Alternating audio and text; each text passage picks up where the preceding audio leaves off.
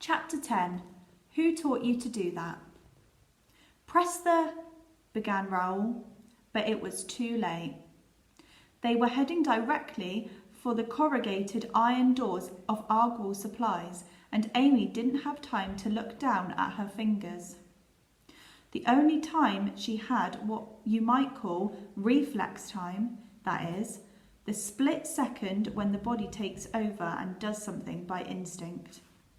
And the thing that Amy's body suddenly found itself able to do, despite never having really done it before, was drive. Amy gripped the steering wheel with both hands and jerked it all the way round to the left.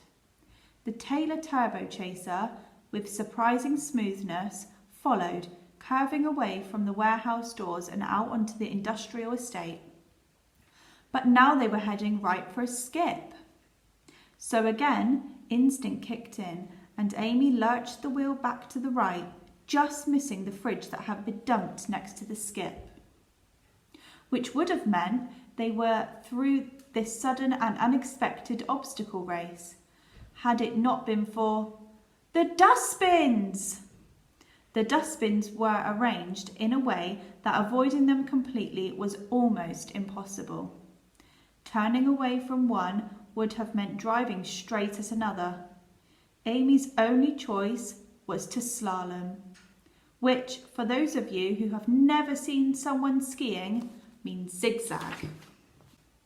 So she did, turning the wheel very quickly this way and that, making the vehicle rock on its sides as it twisted and turned past one dustbin, then another, then all of them. She brought the Turbochaser back round. It was still powering away from the dustbins. Blue button, finished Raoul. What? I'm finishing my sentence from about 3 minutes ago. Press the blue button. It's a brake. Oh, said Amy, and she pressed it. The Taylor Turbochaser came to an abrupt halt, a very abrupt halt. Amy and Raoul were thrown forward in their seats in a way that made Amy very thankful indeed for seat belts. Wow, said Raoul, as gravity settled him back into his seat. Who taught you to do that? No one, said Amy. I just did what came naturally. Well, you can really drive. Amy looked at him. I guess I can. And you, my friend, can really invent. Because what you've made here, she said, holding her arms up and taking in the whole vehicle, is a supercar. Chapter 11. A dip in her stomach. Hi, Dad. Amy, how are you? I'm fine, Dad. How are you? Oh, not bad.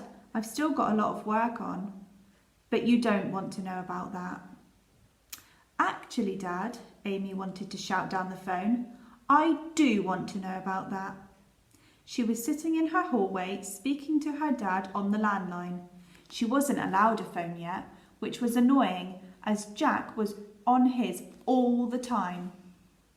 Peter Taylor, her dad, called about once a week, and Amy really looked forward to it, even if sometimes she looked back afterwards on their conversations and not being quite what she had hoped for.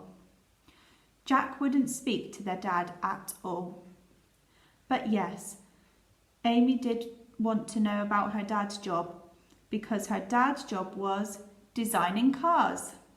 Supercars, which were basically very fast cars, to be exact. Some of them even had his name, and therefore her name on them. Are you working on the new GT500, Dad? Or is it, she began. What? Oh yes, the meeting, of course. Just give me 2 minutes.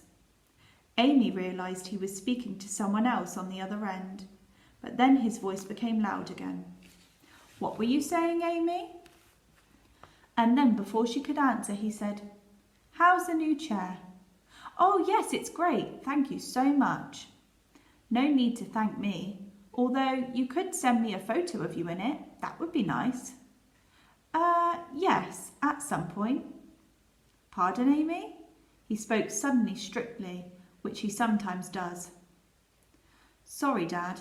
Yes, I will soon. OK, can I speak to your mum? Amy felt a dip in her stomach.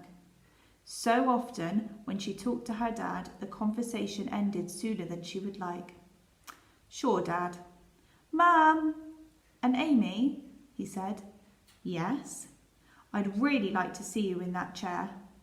MobileCon's prices are daylight robbery. I'd like to know it's worth it. Amy nodded, which was pointless because he couldn't see, and gulped, which he couldn't see either. Chapter 12, Dank Meme. Later that day, the Taylors went out for a walk. This was always difficult, not because Amy was in a wheelchair, but because of Jack. Come on, Jack, shouted Susie, as she and Amy waited at the door. How many times do I have to tell you? How many times do I have to tell you? Came back from inside the house in a stupid voice. Susie and Amy exchanged glances. Your sister can't walk, shouted Susie, and she's coming out for a walk. Yeet, said Jack, shambling out of his room. Walking is for normies. It's a dank meme. Please speak English. He doesn't want to come, said Amy. He doesn't want to come. That means you have to come now, said Amy. If you're being sarcastic about not wanting to come, it means you want to come. Jack looked confused, but then said, OK, and put his shoes on. It turned out that there was an Amy-centred problem with the walk, though. Amy, where is your new chair? Said Susie. I'm fed up with watching you struggle in that old one. I told you, Mum, I'm still getting used to it. I just want to use it on small journeys. This is a small journey. It's a walk round the park, but it's taking a long time because you're going round and round in circles. Because that old wheelchair's stuck wheel has got even worse. Amy, who was indeed completing a circle rather than going forward, stopped and sighed. Amy, said her mum, please, I've been to your room. It's not there. So where is your new... OK, I'll show you. This way, said Amy, moving off, or at least trying to. Sorry, which way? Said Jack, after a few seconds of the wheelchair turning round and round. Yeah, point taken, said Amy. Can you help me turn round, please? And then just push me for a bit. So that was chapters 10 to 12. My task for you is to think, is there anything that somebody's taught you that was very memorable to you? And if there is, you can write it down and send it in to us, or even write them a thank you card. Thank you.